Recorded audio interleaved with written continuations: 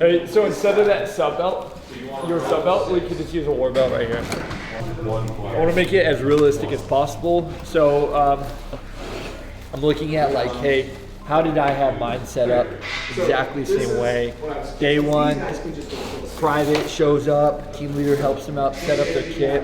It's very simple. They're looking at a combat load, which is 7 magazines. So they need to have room for 6 up front. So I'm gonna do that exact same thing. And then I have this consideration of they're gonna be bounding in later scenes. When you're bounding, if you have these cool guy mag pouches, magazines happen to fall out very often. You lose things. So realistically, a lot of like newer guys get forced to go with these so they can retain their mags. It just happens, right? Like these look cool. They're more of a team leader kind of vibe. Oakley's sunglasses. Then it all switch. It'd be fucking annoying to have right here. A lot of people just slap their shit on. I call it empty Molly syndrome. It's where they see like empty Molly space and they're like, oh, I gotta put something there. No, you don't. No, you don't. Put on what you fucking need. Get the job done. I'm just supervising, make sure you don't fuck it up. How much do you need? Batteries, Israeli bandage. All right. Wow, you guys brought it all out. So I'm gonna strip it all. I'm gonna put everything set up, just like a Ranger kit would be. There's a lot of SOPs in regiment that stick out. Like your bleeder kit needs to be all on your far left side on every plate carrier. Every Ranger has to have it that way. A tourniquet, these little things give it away. Really, really easy. They don't look realistic if it's not done correctly.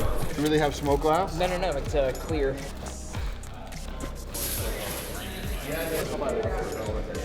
It's one of every single, I think, soft operator's biggest cringe is like seeing a kit all fucked up and dicked up.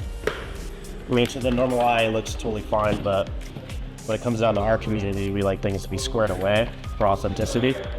And then in terms for the characters themselves, I mean, we gotta do what makes sense. Otherwise, I mean, you just go out there with all goofed up. I mean, it kind of takes away from the point of why they're wearing the gear. Feels better anyway. At Vet TV, we're not about lip service. If we're telling a Ranger story, we bring Rangers right to the damn set. These guys weren't here for a paycheck. They were here to make sure every glance, every rifle carry, every whispered hand signal was squared away, to showing the raw, unvarnished reality that's etched into every combat veteran's memory. It's about honoring real experiences of soldiers who walk that thin, merciless line between life and death, and do it again tomorrow without a second thought. Ranger Regiment's about violence at the end of the day. And that's what we cultivate, that's what we breed, that's what we want guys to do, so you gotta have moments where you're inciting that. The problem is the on and off switch with 18 to 21-year-old men can be a little difficult sometimes. Feeling good, about to go on a mission here. Don't forget anything. It's a lot just to get these guys kitted up. Action. Where's the tourniquet? Right here, sorry. Got a second round leader. Good, we're done. Oh, shit. Boss's boys are going out tonight, huh? How many missions have been on this deployment? That's the third. I said ain't do shit. All right, well, tonight should be fun. There are so many of these subcultures within regiment. We have one common goal, which is defeat the enemy, right? Is to be the best physical shape you can be proficient with any weapon system, master the fundamentals, and just destroy the enemy. But within that kind of parameters, you have these subcultures based on the leadership, right? My platoon, we were big on like 80s music, like 80s rock and roll, while you'll hear like death metal blaring on the other side, while you'll hear like Taylor Swift being blared somewhere else. Here's what I will tell you is most of the time, it's fucking chaos. Because you got different music being played, you got the guys that want to get pumped up, they're slamming energy drinks. The scene from Scooping pre-workout. Yeah, you know. Then you got the other guys that are like trying to make sure that they've thought of everything, they've talked about contingencies, they're, doing that. And then you have the leaders, and I was always the guy like the platoon sergeant that was coming in and like, all right, everybody shut the fuck up. Like, all right, here's, you know, some final things everybody needs to be thinking about, but also nothing that's quite like a ready room right before a mission, because everybody's very serious in their own way. They're dialed in. You know, Rangers don't do missions that most of the time are just going to be, you know, walks in the park. Like, they're the hardest missions that they could find, and there's always that, you know, back thing of what's going to happen on this one. Are we going to lose anybody? What's it going to look like on target? So in everybody's own way of dealing with that and preparing for that is what creates the chaos. In this episode's of Night Vision's No Exit, it's not just another war story. It's a reckoning. It's a meditation on the costs of combat, the burden of impossible moral decisions, and the haunting possibility that some choices might chase you past the grave. We wanted to push beyond the firefights to show that the scars most soldiers carry aren't on the outside. They're the quiet ones, the kind that wake you up at 0300 in the morning, tangled in your own sweat.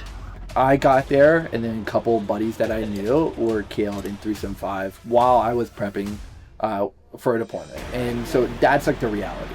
To avoid that reality, you can't live in it. You just can't live in that fact that like you're facing like that truth constantly. And especially for guys that are doing careers where they're rotating through and they have multiple memorial bracelets, it's a weird, you know, fucked up alternative closet where you can go in there and like act like you know, you don't have buddies with TBI and PTSD and, you know, drinking issues. You're not, your body's not sore.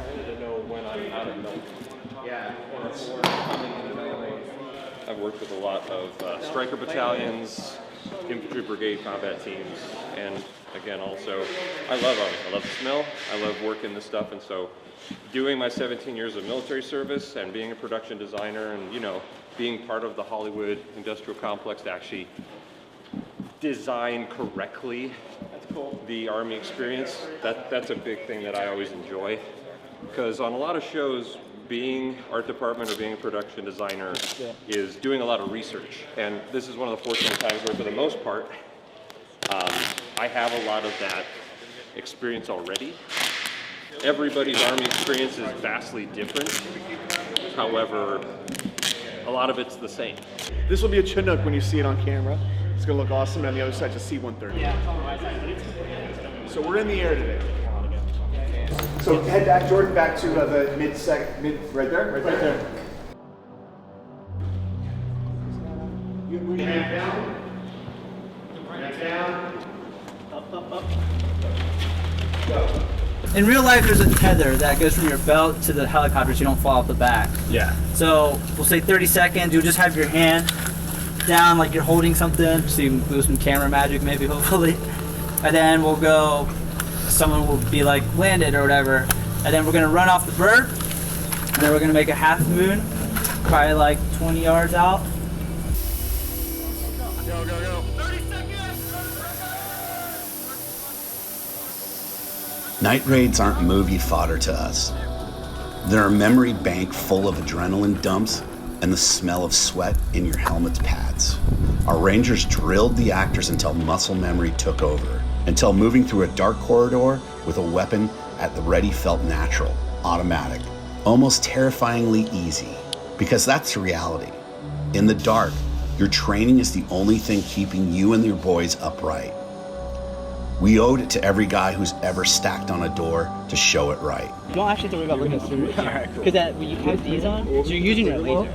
Everything's laser at night. Okay. So Just keep that going. Keep that laser on. yeah. I don't know if you guys are actually using laser or not, but yeah, you can use it. So you're here, your laser's on. Just remember, you don't want your. And then when you're on this wall, you want to fucking either be like as small as you can be on this fucking wall. You know what I mean? Or like just barely like coming out. Right? I would say, Yeah. 10 seconds. Check. Like this? Let me Yes. Yeah. Exactly.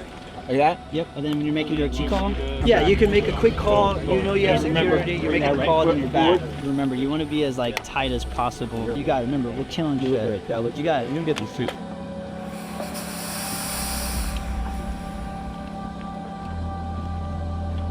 Pop. Control. Should I even try to do recoil? You can, just like very gently, little half inch into your chest. Not a machine gun, like the machine gun ranges. Right, okay, because I'm not doing bursts. Exactly. So it's like one good Yeah, like that. Nice and slow. I don't see a weapon. She's holding a doll. Call her out, boss. Stand up and call her out. Unravel! Monsieur the purgatory! مهربانی وکا اومدی زیبا توی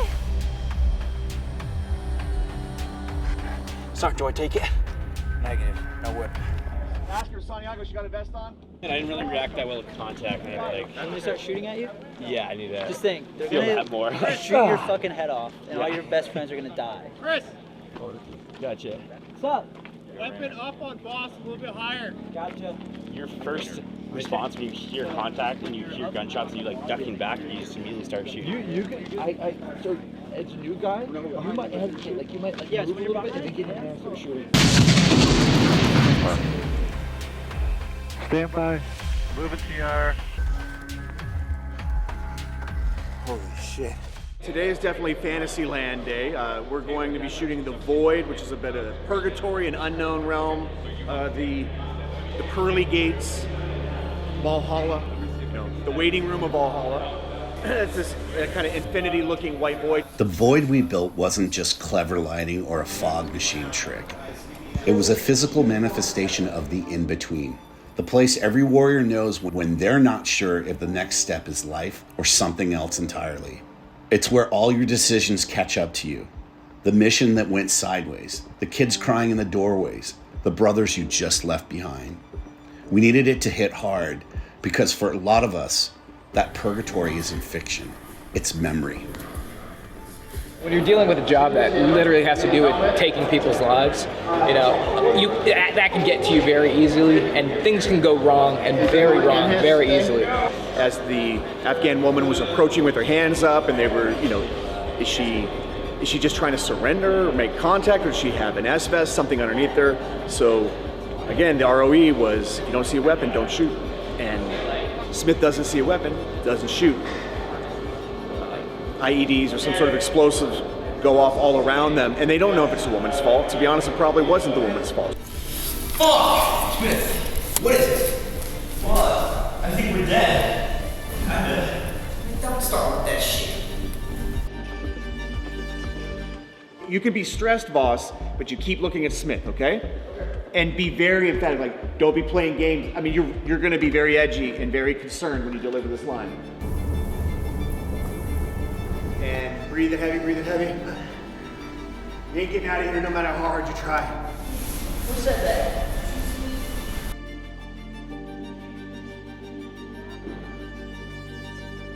Wherever the gun is looking serves my eyes, but also like wherever I look, I'm driving this gun steps towards him.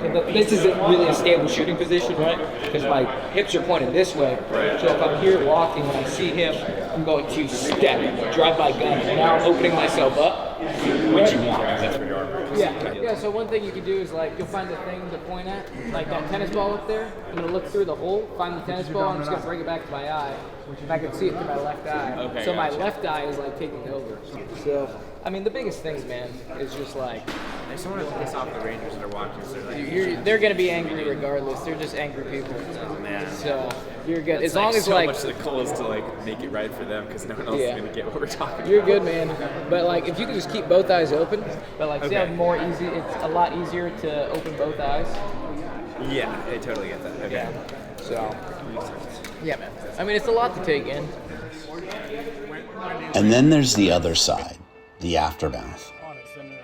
All right, so you have the wound, so you're holding it. You're like, okay, I'm gonna get a chest seal. You want him actually putting a tourniquet on him? That's good. That's good business. I mean, it's good hand stuff. Do you have a tourniquet to use? I've got one right here. You don't use your own. I don't use my own. Okay. I'm not gonna use yours. He's bleeding out of arm, so you're gonna get this first. I caught myself. You're gonna get this as high as up as you can. You're just gonna hold this thing right here. Yep. Just gonna tighten this. And then you hold it by this, so that way, so that when you're adjusting, And this has a little white light, right? You got it, brother. Use that one here. With the batteries, that one real quick. Focus. I'll see what I'm talking about. Like that. That goes around. Yeah, make it nice and snug. Yep, tuck that away. And then just start. Yeah, just one time. Hey, Dave. And then this gets tucked. It's gonna kind of like dry, so it's Gotcha. If you want something fresh, Okay.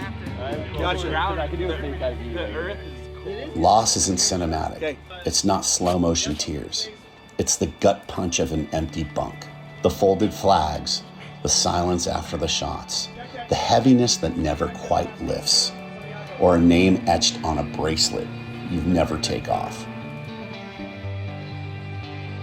Here we are at, I don't know, 2 in the morning in Castaic. We just did a raid on a Afghan compound. We got everything that we needed. Another 16-page day. It was pretty amazing. All the actors brought it. Military advisors were out here getting everyone kitted up, running exfil and infill type missions with them, making them look real, getting the kits tight, making their movements look real. You win some battles, you lose others, but I think we won the war. And that's a wrap on Night Visions! Season 1 of Night Visions is streaming now on Vet TV. Subscribe today. Laugh now, die later. Vet TV. Are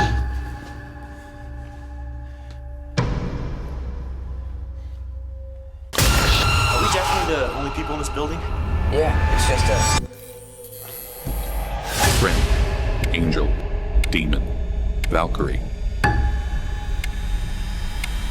Whatever you want to call it.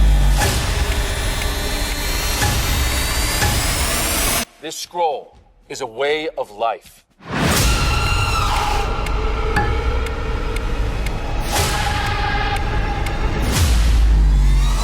be hard on them. You gotta forge them by fire.